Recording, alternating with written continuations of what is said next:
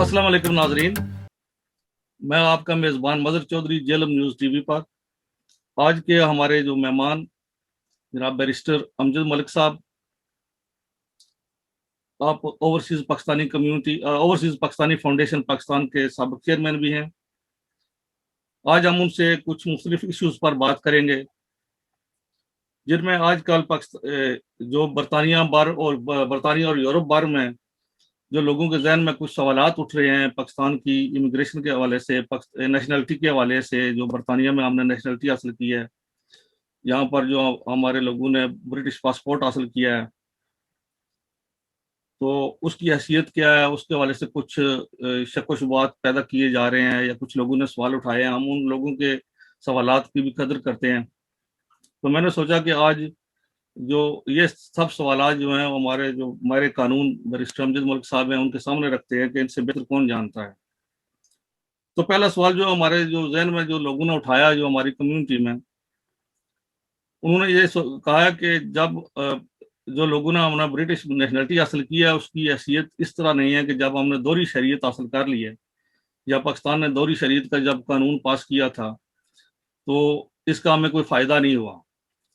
तो दूसरा ये था कि जो ब्रिटिश पासपोर्ट है वो सिर्फ ट्रैवल डॉक्यूमेंट है, उससे ज़्यादा उसकी कोई हैसियत नहीं है। तो कुछ मजीद सवालात भी हैं, मैं वन बाई वन करके बैरिस्टर अमजद मलिक साहब से पूछूंगा, और उनको सबसे पहले तो मैं खुश आमदीद भी कहता हूँ अपने शो में। तो उनसे पहला सवाल ये है कि अमजद मलिक साहब, क्या आप ये बताएंगे कि ये ब्रिटिश पासपोर्ट, इसको हम सिर्फ एक ट्रैवल डॉक्यूमेंट कह सकते हैं या इसके अलावा भी कोई हैसियत है इसकी? बहुत शुक्रिया मजहर भाई, आपका बहुत बहुत शुक्रिया कि आपने आज मौजू भी अच्छा चुना है और मुझे दावते कलाम भी दी है। और आपकी मैं बड़ी कदर करता हूँ, और एज अ सहाफ़ी आपकी बहुत अच्छी शोहरत भी है हमारे इलाके में। लोग आपको बड़ी सीरियसली पढ़ते भी हैं, सुनते भी हैं। आपने बड़ा अच्छा सवाल किया है कि बरतानिया में शहरियत लेने के बाद हमारी उस शहरियत की वजह से क्या हैसियत है यहाँ, और दूसरा के उसके हमें क्या नुकसानात हैं। अब मैं समझता हूँ कि we are part of a global village. अब हम एक दूसरे से अलग थलग नहीं रह सकते। यहाँ 10 लाख के करीब पाकिस्तानी कश्मीरी कम्युनिटी आबाद है। इंडियन और बांग्लादेशी भी हैं, कनाडा, कीनिया और युगांडा से आए हुए शहरी भी हैं, और अभी आप देख रहे हैं हांगकांग से भी लोग रीपर्स करके आ रहे हैं। ये नई पॉलिसी बनी है। हमें देखना ये है कि हम अगर शहरियत ना लें तो कहाँ होते। फॉर एग्जाम्पल, हम कॉमनवेल्थ के होने के नाते पाकिस्तानी ही रहते और बरतानवी शहरियत ना लेते तो हमें क्या किन किन नुकसानात या क्या चैलेंजेस होते। मसलन हम आर्म फोर्सेस ज्वाइन ना कर सकते, सिविल सर्वेंट बनते वक्त, सिविल सर्विस ज्वाइन करते वक्त वो हमें समझते कि आप फॉरेन नेशनल हैं। शायद जब भी हम कॉमनवेल्थ से पाकिस्तान निकलता, मिलिट्री कू होता, मार्शल लॉ लगता, पाकिस्तान कॉमनवेल्थ से निकाला जाता, तो हमारे शहरियों के ऊपर भी उसके असरात होते। हम पुलिस स्टेशन साइन करने नहीं जाते। हमारी जो सेंसस मर्दमशुमारी है उसमें हमें जाना जाता है। हमें वोट का हक है, हमें कैंडिडेसी का हक है, हमें एम्प्लॉयमेंट में इक्वल अपॉर्चुनिटीज हैं। ये तमाम चीजें जो है कानून तो हिफाजत करता है, लेकिन उसमें आपकी शहरियत लेने का बड़ा अमल दखल है। सही। अब अगर आपने शहरियत ले ली है तो क्यों ली है? तो बहुत सारे ममालिक जो हैं एक दूसरे ममालिक के साथ म्यूचुअल अंडरस्टैंडिंग के साथ दोहरी शहरियत का मुआहदा करते हैं। ये वेट होता है, यानी ये जो मुआहदा आप करते हैं वो इंटीरियर मिनिस्ट्री, आपकी इंटेलिजेंस कम्युनिटी, सारा वो देखभाल के मुआहदा करते हैं। उसका मतलब ये होता है कि आप दोनों तरफ की शहरियत रख सकते हैं। आप यक वक्त पाकिस्तानी और बरतानवी हो सकते हैं। ठीक है। आप बरतानिया से पाकिस्तान जाके भी जो पाकिस्तानी है, यानी ये मराद उनको मिलती है जो दोनों तरफ की रूट है। फॉर एग्जाम्पल, अगर कोई गोरा जाके आप बरतानिया से पाकिस्तान जाके मैं हमारी दोहरी शहरियत का मुआहदा है, तो उसको वो फैसिलिटी नहीं होगी, वो नहीं मिलेगी। जो एक मीरपुर में पैदा होने वाला पाकिस्तानी शहरी है जो बरतानिया को अडॉप्ट करता है, जो फैसिलिटी उसको होगी। और वही ये मुआहदे के तहत है, ये कानून के मुताबिक आपका मुआहदा होता है। मुआहदे के बाद आप दोहरी शहरियत रख सकते हैं, दोनों तरफ का पासपोर्ट रख सकते हैं, ठीक है। और उसका आपको फायदा ये होता है कि आपको फ्रीडम है, आप आ जा सकते हैं। आप ब्रिटिश पासपोर्ट के ऊपर भी आप नाइको कार्ड अगर आपके पास है तो आप ट्रेवल कर सकते हैं पाकिस्तान में। पुराने जमाने में वो वीजे का स्टिकर लग जाता तो वो 10 साल के लिए वैलिड था, उसके ऊपर जा सकते हैं।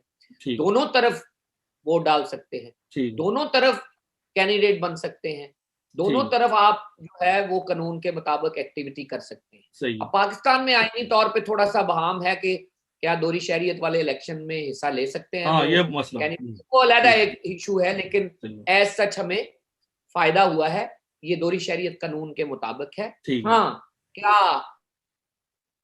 पॉलिसी लेवल के ऊपर लॉन्ग शॉट कॉन्स्पिरेसी थ्योरी को अगर हम फॉलो करें, क्या हमें कान से पकड़ के दोहरी शहरियत होने की वजह से जहाज में डाल के ये पूरी 10 लाख को भेज सकते हैं? हाँ, यहाँ यही ये जो वो लोगों के सवाल जहन है, में जो है ना, जो शुबात पाई जाते हैं, वो यही मेन सवाल था उसका।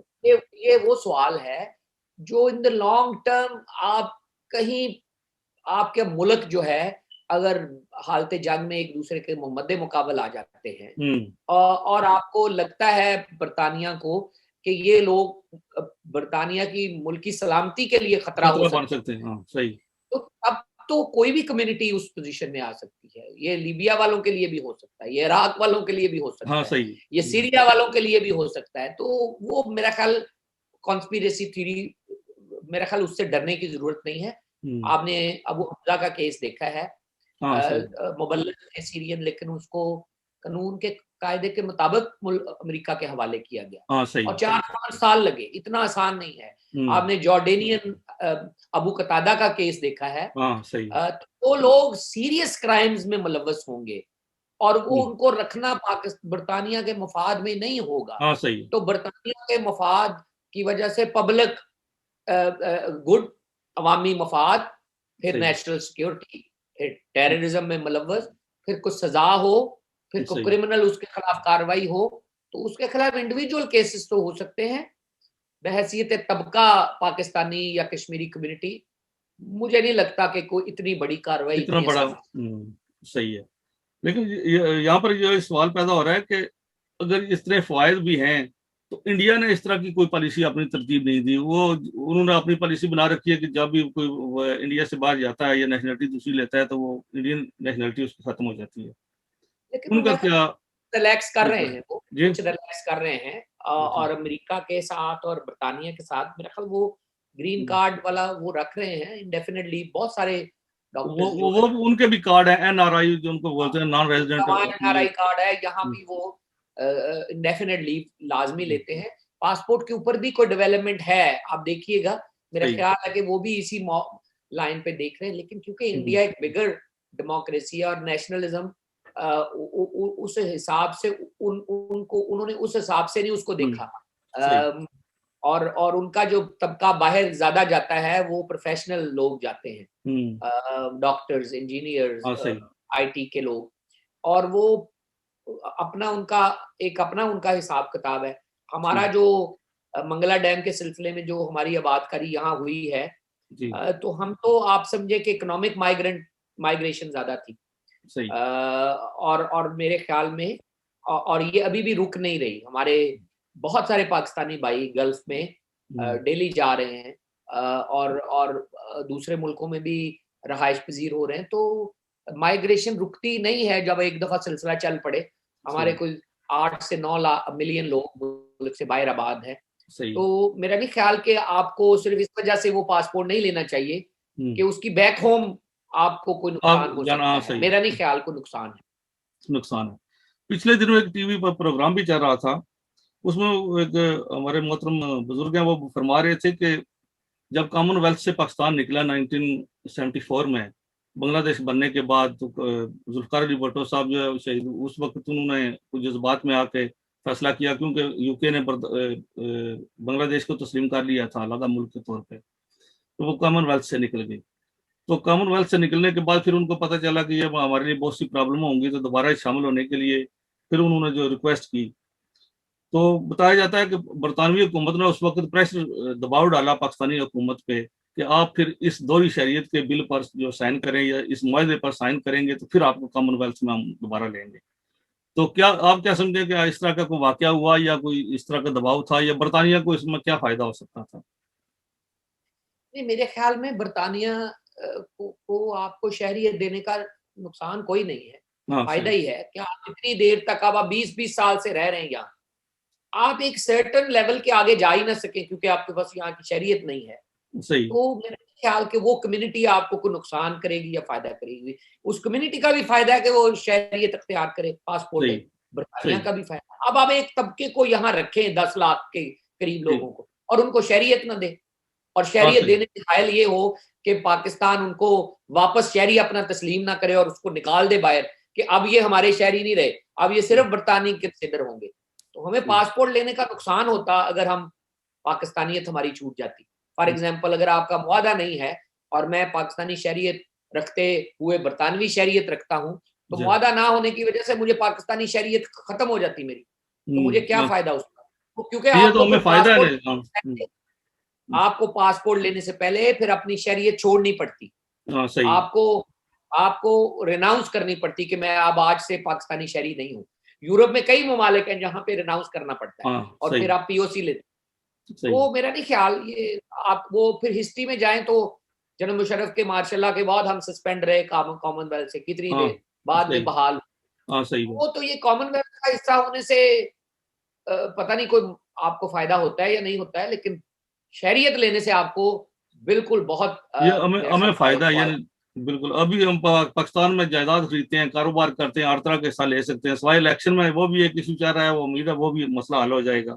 हमारी जो और है वो कोशिश है उस कॉमनवेल्थ हवाले वाला से। भी जो है काफी मेरा ख्याल डिस्प्यूटेड इशू है। मेरे ख्याल में उस वक्त भी उस वक्त के रिजीम ने अक्लमंदी से मंगला हम्म, डैम के इशू में हम्म, आबादकारी के लिए परमिट्स जारी जो हुए उसमें फैसिलिटेशन हुई। अब लोग जो आ रहे थे, अब उनका 4-5 साल के बाद जो फ्यूचर है, अगर वो डिटरमिन करने के लिए आपकी दोहरी शहरियत के मुआदे ही नहीं होते, तो हाँ हमें सही पाकिस्तानियत छोड़नी पड़ती। पाकिस्तानियत छोड़ना मेरे ख्याल में हमारे शहरियों के लिए बड़ा प्रॉब्लम होती। नहीं, बड़ा मुश्किल हो। और हमें इसके सिलसिले में, आने जाने के सिलसिले में, बैक होम तो पता नहीं कोई फैसिलिटी है या नहीं, हमें यहाँ जो अवेलेबल फैसिलिटीज हैं वो हमारी खत्म हाँ होती। वो खत्म हो मेरे ख्याल में आप लोगों का अभी, आपके कितने काउंसलर्स हैं, कितने लॉर्ड्स हैं, कितने मेंबर ऑफ पार्लियामेंट हैं, आपके लोग सिविल सर्वेंट में हैं, और दो इंडियन कम्युनिटी के मुकाबले में कम है, लेकिन फिर हाँ भी मेरे ख्याल में ये एक्टिविटी में उन दोहरी शहरियत और उन मुआदों का बड़ा अमल दखल है कि हम पॉलिटिकल एक्टिविटी में तेजी से शहरी शहरी होने के नाते हिस्सा हम ले आगे, सकते।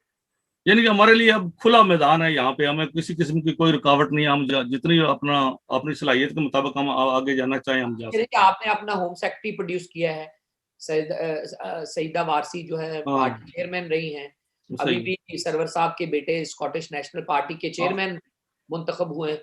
तो हाँ सही ये सारी जो चीजें हैं, ये उन मुआदात और उन उस वक्त की लीडरशिप के अक्लमंदाना और वाइज फैसले की वजह से है। अच्छा, ठीक ये एक आर्ग्यूमेंट है कि क्योंकि आप किसी दिन निकाले ना जाएं तो हाँ दोहरी शहरियत ना ले, तो आप दोहरी शहरियत अगर नहीं होगी तो निकालना आसान है आपको, सही शहरी की वजह से निकालना मुश्किल है।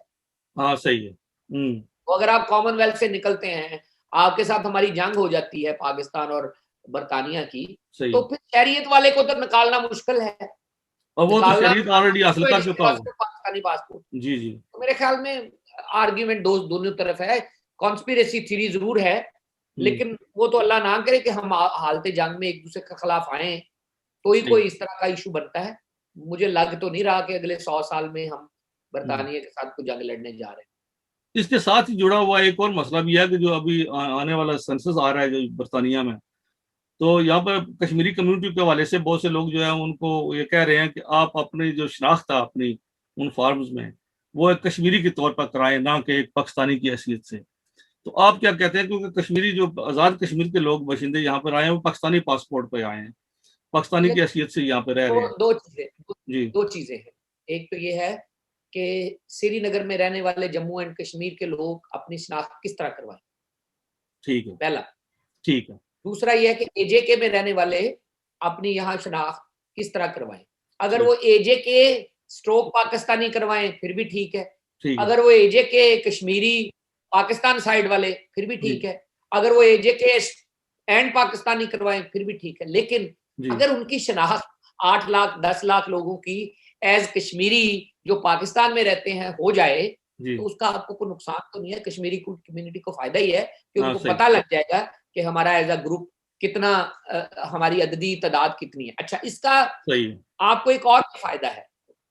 फॉर एग्जाम्पल, आप गुजरात से या मैं फैसलाबाद से तल्लक रखता हूँ, मैं सही। अपने एमपी को बात करता हूँ, कश्मीर की बात करता हूँ, तो वो थोड़ा सा उस तरह नहीं सुनता हाँ, जिस सही। तरह कोटली में और मीरपुर में रहने वाला कश्मीर के लिए बात करता है। हाँ, सही। और जब वो बात करता है तो वो श्रीनगर के अपने भाइयों के लिए जब आवाज उठाता है, उसकी आवाज में ज्यादा वजन है हाँ, सही। रादर देन के मेरे फैसलाबाद वाले शहरी के या पाकिस्तान या दूसरे, पंजाब से लोग तक लग रहा हूँ, कि सही है। वो इंटरलिंक जुड़े हुए हैं, यानी वो एक मुतासरा दूसरे फरीक है ना, के एक किस्म की। आपस में जुड़े हुए हैं। हाँ, और अक़वाम मुत्तहिदा की रेजोल्यूशंस हैं, और जब तक इसका कोई हतमी हल नहीं निकलता, तो ठीक। अगर आप ये कहेंगे हम 8 लाख कश्मीरी हैं बरतानिया में, और सही। हम अपने श्रीनगर में रहने वाले भाइयों के लिए एज अ ग्रुप आवाज उठाते हैं, जी। उसकी ज्यादा वैल्यू है ठीक। रादर देन कि आप डाइल्यूट होके सही है। तो बात करें कि जी हम पाकिस्तान में रहने वाले कश्मीरी। मेरे ख्याल में सिमेंटिक्स की बात है। ठीक है। In the end, in the long term, कश्मीरियों की शनाख्त रहेगी हम्म। सेंसस में कि कितने कश्मीरी बरतानिया में आबाद हैं, और उसका आपको कोई नुकसान नहीं है, पाकिस्तान को कोई नुकसान नहीं है। सही है। अगर बरतानिया ये जानकारी करे कि पाकिस्तान से आए हुए पाकिस्तानी कितने हैं हम्म। और कश्मीर में रहने वाले कितने हैं, तो मेरे ख्याल में कश्मीर कॉज को उसका फायदा होता है, नुकसान नहीं होता। क्या उन फार्म्स में जो ये सेपरेट सेक्शन बना होगा कोई, यानी उस हवाले से, या पहले था जो पहले सेंसस हुए हैं, क्या उसमें आप देखिए ट्रैक? तो होता है एशियन, पाकिस्तानी, हम्म। इंडियन, हम्म। और उसी जगह पे आ जाएगा कश्मीरी, ओके, और जहाँ पे कश्मीरी अदर, स्ट्रोक पाकिस्तानी, जहाँ पे इंडियन। अदर अदर आता है, ये शायद ये वहां पे आप कर सकते हैं, वहां पे अदर में आ सकता है, और लिखा भी जा सकता है लिखा। कश्मीरी स्ट्रोक इंडियन, हम्म। कश्मीरी स्ट्रोक पाकिस्तानी, ये भी आ ठीक। सकता है। यानी ओके। टेक्निकली अगर हमें ये पता चले कि इंडिया से आए हुए 2 लाख कश्मीरी यहाँ आबाद हैं हाँ, सही। बरतानिया में, जी।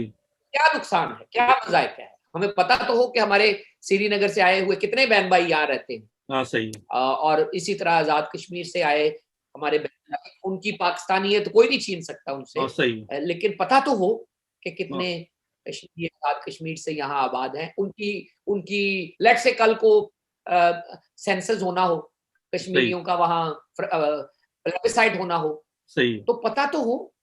इस हाँ, तरह सही। की कोई बात होती है या यूएनओ के लेवल के ऊपर, तो हमें पता तो हो कि कश्मीरी अंदर इतने हैं, बाहर भी हैं इतने। बाहर भी हैं, और इतने, और मैं समझता हूँ एक बहुत बड़ी ताकत है पाकिस्तान, जो पाकिस्तान से बाहर है, बिल्कुल, बैरून और मुल्क। उसका कोई हम्म। इस तरह की चीजों का कोई नुकसान नहीं होता। और मे भी आपके सेंसस में लिखने के बगैर भी शायद उनको पता हो कि कितने कश्मीरी यहाँ हाँ, रहते ज़ाहिर हैं, है, आपने वो तो किया हुआ है, रिकॉर्ड।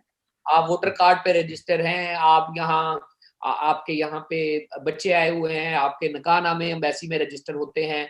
सही। मेरा मतलब वीजा प्रोसेस में आपने अपना लिखा हुआ है कि कहाँ से, आपका रीजन अगर वो चेक करें कि कहाँ की पैदाइश है, तो अगर वो सही। निकालना चाहें बरतानवी हुकूमत, हाँ, तो तो वो बर्थ सर्टिफिकेट, निकाहनामा, visa process, nationality, voter list, voter card और काउंसिल टैक्स के डेटाबेस से हम्म। वो निकाल सकते हैं कि कितनी तादाद में यहाँ कश्मीरी रहते हैं। लेकिन अगर वो तादाद ऑफिशियली मौजूद पता लग जाए, जी। तो मेरा ख्याल नहीं है किसी को कोई इसका नुकसान। सही। अच्छा, आप ओपीएफ के चेयरमैन भी रहे हैं, तो आपके दौर में माशाल्लाह बड़ी अच्छी सरगर्मियां हुई, बड़ी एक्टिविटीज हुई बरतानिया में, बरतानिया से बाहर यूरोप भर में, अरब कंट्रीज में भी। तो हुकूमत चेंज होने के बाद उनकी सरगर्मियों में कोई कमी वाकया हो गई है, कोई उस तरह की एक्टिविटीज नजर नहीं आ रही।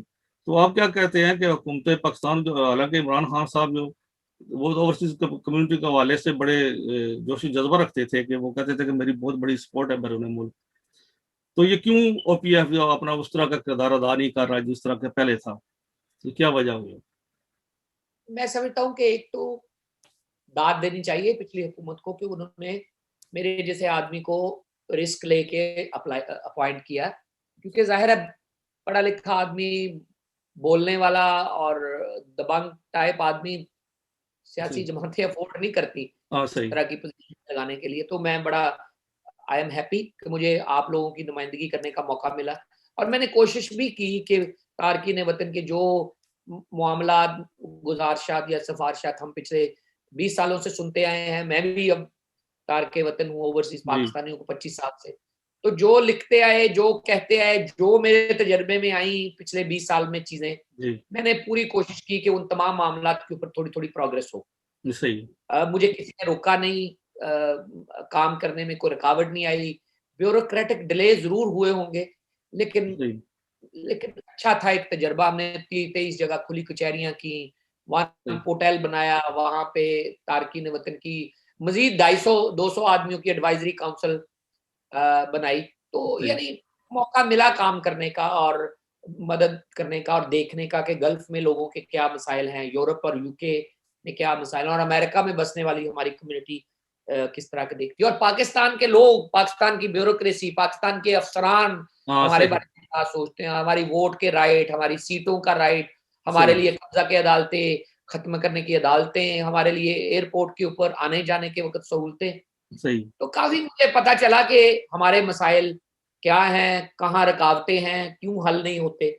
इस हुकूमत ने मायूस इसलिए किया कि इन्होंने आपकी उम्मीदें बहुत ज्यादा ऊपर कर दी थी।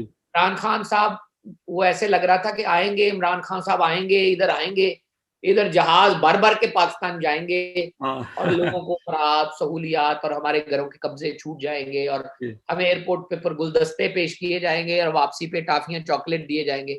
ऐसा हुआ नहीं है, क्योंकि हमारा मुल्क जो है वो अंडर रिसोर्स है और काफी कबाहते हैं, काफी कानूनी मुशगाफियां हैं। किसी भी आदमी के लिए काम करना इतना आसान नहीं है। ओपीसी पंजाब जब बना, मुझे पता है कि गवर्नर सरवर उस वक्त और चीफ मिनिस्टर पंजाब बहुत ज्यादा पंजाब में ओपीसी का बनाना चाहते थे अदारा, फिर भी 2 साल लग गए उसको बनाते बनाते। सही। और इस हुकूमत ने तो चलाने की बजाय उसको बंद करने लगे थे पहले, और मुझे लिखना पड़ा कि हमने मस्जिद बनाई है भैया, आप अपनी पसंद का इमाम मस्जिद लगा लें, मस्जिद तो बंद करें। हमने लोगों की तो मेरे ख्याल में इनको एक तो टीम का इशू है, एक इनको प्रोफेशनल लोग जो थे यूके यूरोप में उनको सही तरीके से इस्तेमाल नहीं करना आया, ये अपनी पार्टी के लोगों में घुस गए और पार्टी के लोगों की एडवाइजरी बनाई भी तो वो खुद ही फारिग कर दी, क्योंकि सारे ही पीटीआई के लगा दिए उसमें। हमारे लोग जो मेयर हैं, जो एमपीज हैं, जो लॉयर्स हैं, इंजीनियर्स हैं, नॉन पार्टीजन तरीके से सोचें या जर्नलिस्ट तबका है, तो उनमें से इन्होंने कोशिश ही नहीं की कि उनको लोगों की राय ले, पूछे, मुशावरत करें, एडवाइजरी काउंसिल दोबारा बनाएं, उसमें लोगों को अच्छे लोगों को लेके आए। हमने अगर पहले स्टेप पे थोड़े कमजोर लोग लगाए तो आप उससे बेहतर लोग लगाएं। डे बाय डे बेहतरी की तरफ जाए ना। तो सिरा नहीं मिला, एक तो सिरा नहीं मिला, दूसरा ये टीम तश्कील नहीं दे सके, तीसरा इमरान खान साहब अपने मसाइल में ऐसे उलझे कि वो लोकल मसाइल से उनकी तवज्जो तारकीन वतन की तरफ जा ही नहीं सकी, और अब हम सफारत खानों के दर पे हैं या उनके रहमो करम पे हैं। जो न्यूक्लियाई तब्दीलियां नवाज शरीफ साहब लेके आए थे, वो मेरा ख्याल है कि ये उनके पास से भी नहीं गुजरे। ओपीसी पंजाब हो या ओपीएफ में तारकीन वतन की नुमाइंदगी हो या मुझे चेयरमैन लगाना हो, ये बहुत बड़ी चीजें थी। 2 मिनिस्टर हमारे लिए काम कर रहे थे, federal minister and junior minister. Minister बरतानिया में 5 जगह एम्बेसियों में आके खुली कचहरी में बैठा है। ये वो चीजें हैं जो हम सोचते थे, देखते नहीं थे, वो हुई। लेकिन खान साहब से ज्यादा तवक्कुआत थी लोगों की, और लोग बात भी होती है और लोग परेशान होते हैं कि वो वादे वईद जो थे वो किस्सा पारीना बन चुके हैं। सही। और उम्मीद करते हैं, हम उम्मीद करते हैं और गुजारिश भी करते हैं ओवरसीज कम्युनिटी की तरफ से, हम दरखास्त भी करेंगे हुकूमत पाकिस्तान से तो वो इसकी तरफ संजीदगी के साथ तवज्जो दें, उनको बिल्कुल इग्नोर ना आप करें। मसाइल जो है वो डे बाय डे बढ़ भी रहे हैं, जितनी हमारी कम्युनिटी की तादाद बढ़ रही है। यहाँ पे हमारी कम्युनिटी का एक और भी मसला है जो हम कहते हैं कि हमें वोट का हक देना चाहिए। ये भी एक ऐसा इशू है। आपकी हम एक मायराना राय लेंगे कि क्या ऐसा मुमकिन भी है कि हम एक ओवरसीज जो पाकिस्तानी है वो सिर्फ बरतानिया में तो नहीं है, हम पाकिस्तानी जो है वो अरब ममालिक में भी हैं, ऑस्ट्रेलिया में है, अमेरिका में, दीगर ममालिक में है। तो जब हम वो मुतालबा करेंगे अपने वोट का तो सब पे लागू होगा ना, तो वो किस तरह मुमकिन हो सकेगा कि हम वोट भी दे सकें। मगर साहब मेरे ख्याल में जो मैंने जो देखा है या जितना सुना पड़ा है, ब्यूरोक्रेसी हमारी वोट की सख्त मुखालिफ है। सही। सुप्रीम कोर्ट ने भी वोट डालने के लिए कहा, आपने देखा जो तजर्बा इन्होंने किया, 5,000 वोट डाला। अब 80 जी लाख लोगों में से 5,000 वोट, इन्होंने शर्तें ही ऐसी रख दी कि जी पासपोर्ट भी हो आपके पास, मशीन रीडेबल नाइको कार्ड या वो शनाख्ती कार्ड भी हो, तब वोट डाल सकेंगे। लोगों ने उसके ऊपर कोई इतनी तवज्जो ही नहीं दी। वोट जो है बड़ा सीरियस मसला है। आपके पास वोट का हक होना चाहिए। मेरे ख्याल में कानूनन आपके पास वोट का हक है भी, सही। सिर्फ उसके डालने के तरीकाकार के ऊपर इख्तिलाफ है। फॉर एग्जाम्पल, अगर आप नाइको कार्ड भी रखते हैं, तो अगर आप अपने आप को वहां रजिस्टर करते हैं पाकिस्तान, तो अपनी कॉन्स्टिट्यूंसी में जाके वोट हम डालने कर में सकते कोई हैं, प्रॉब्लम, कर सकते हैं, वो तो कोई मसला नहीं। आपका कोई प्रॉब्लम नहीं है, क्योंकि आपने शहरियत जो है कानून के मुताबिक इख्तियार किया है। आप कैंडिडेट नहीं बन सकते, वोट डाल सकते हैं। सही। अब अगर आपने यहां से बैठ के वोट डालनी है तो इशू है। आप सऊदी अरब में सियासी एक्टिविटी नहीं कर सकते। हाँ अब सही। आबद शेर अली और फरह हबीब साहब जी सऊदी अरब में जलसा या इज्तिमा या वोट लेने के लिए कैनवसिंग नहीं कर सकते। वो नहीं कर सकेंगे। अब वो ब्लैकबर्न, रॉचडेल और बर्मिंघम और लंदन में कर सकते हैं। हाँ बिल्कुल। अब दो तबके क्रिएट करेंगे कि एक तबका जो सब वोटर से बात करेगा, एक तबका जिसको इजाजत नहीं होगी। हाँ तो सही। गल्फ वाले कहेंगे कि आपने उनको फैसिलिटी दी है, हमें नहीं दी, और हमारे सही नुमाइंदे नहीं चुने, आपके सही। सही नुमाइंदे चुने। सही। मेरे ख्याल में वोट का हक दो तरीके से दे सकते हैं आप। कि एक तो आपको तारकीन वतन की जो है वोटें, आप पार्टी का मंशूर देख के लोग पार्टी को वोट डाल दें। 12 सही। पार्टियां हैं। तारकीन वतन ई वोटिंग के जरिए अपने सफारत खाने में जाके पोलिंग स्टेशन के ऊपर नाइको कार्ड के जरिए वोट डाल दे, फिंगरप्रिंट और अंगूठे के साथ, कि ठीक जी है। हमने इस पार्टी के मंशूर ओवरसीज के लिए बेहतर। अच्छा, ठीक। उस एक तो आपको पता चल जाएगा कि तारकीन वतन ने किस पार्टी को ज्यादा पसंद किया।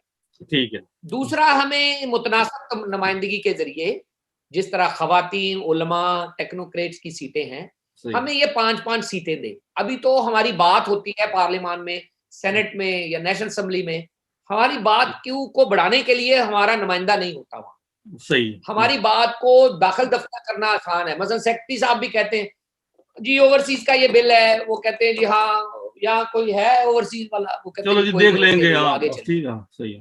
आप देख लेंगे, करते रहो। जी आप छोटी छोटी बातें भी अगर आप लें, जी। ओवरसीज की एज सच नुमाइंदगी नहीं है। अच्छा, सही। लोकल जो है वो लोकल के साथ लड़ता नहीं है हमारे लिए। मसलन कब्जे की को लेजिस्लेशन है, वो सही। तो जो लोकल सेनेटर या एमएनए या एमपी है, वो ओवरसीज जो मजर साहब जो ब्लैकबर्न में जी रहे उनके लिए लड़ता नहीं है। वो हाँ कहता सही है है। यार ये वो आए हैं। लोकल लोगों से बात करते। सही है।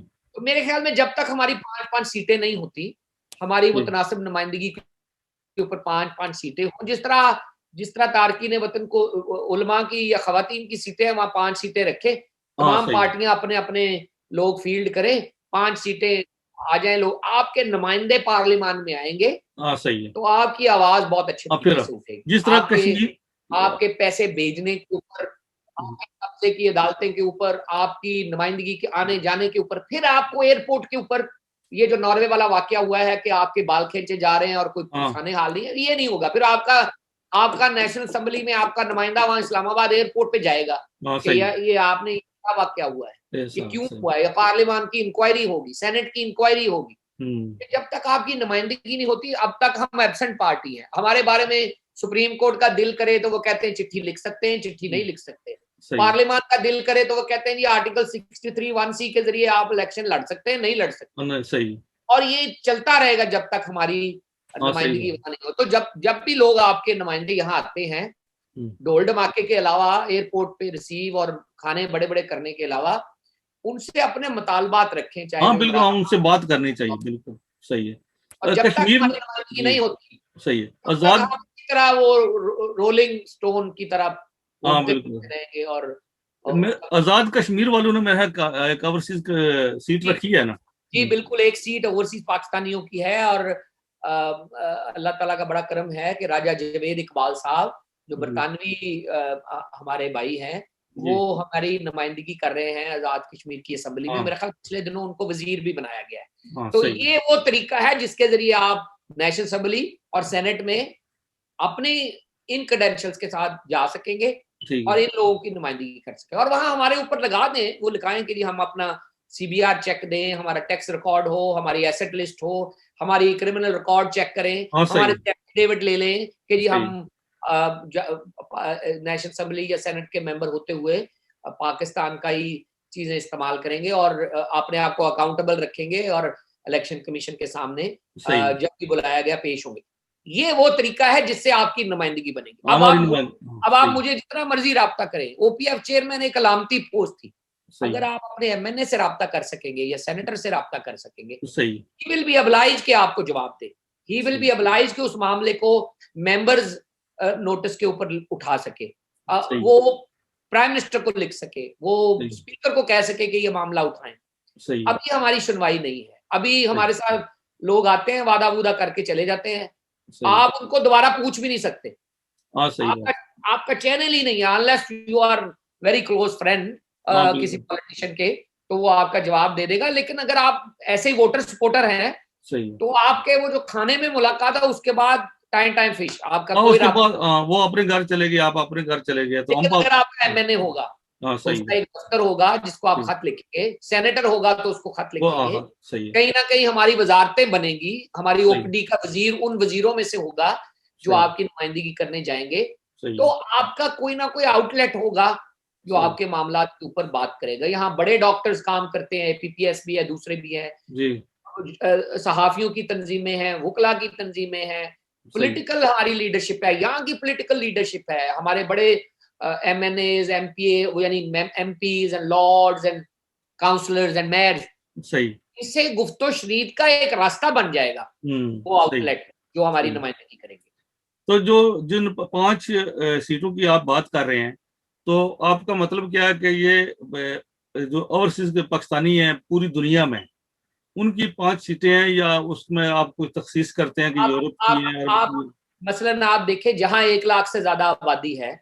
ठीक तो आप सीट मुकर्रर कर दें, मसलन यूरोप को एक मिल जाए, गल्फ को एक मिल जाए, सऊदी अरबिया को एक मिल जाए, अमेरिका को ठीक एक मिल जाए, साउथ सही एशिया को एक मिल जाए, तो हमें 5 सीटें डिफरेंट बड़े आजमों से दे यानी देंगे। कि एक उनकी आबादी के हिसाब से, तनासब के और हमें हिसाब से पता हो कि हमारा ये नुमाइंदा है पार्लियामान हम्म, में, कि इसको यूरोप से चुना गया है, इसको अमेरिका से चुना गया है, इसको गल्फ से चुना गया है, हाँ इसको सही फार ईस्ट से चुना गया है, वो इंडोनेशिया, मलेशिया, जापान, हाँ उन सही लोगों को रिप्रेजेंट करेगा, तो वो आदमी हमारी जिम्मेदारी लेगा, सही उसका उसका टेक्निकली कॉन्स्टिट्यूएंसी हम्म नुमाइंदगी हमारी होगी, होगा सही वो शायद PTI का MNA या पीपल्स पार्टी का MNA या नून सही लीग का MNA, लेकिन वो लिखा जाएगा कि ये रिप्रेजेंट करेगा इस खत्ते को, आपरी कम्युनिटी ओवरसीज जो पाकिस्तानियों का नुमाइंदा होगा। मसलन देखें जी 8 लाख लोग जो हैं उसकी कॉन्स्टिट्यूएंसी होगी, लेकिन इन पर्टिकुलर जिस खित्ते का वो नुमाइंदगी करेगा उसको वो बेस बनाएगा। मसलन यूरोप का जो नुमाइंदा होगा MNA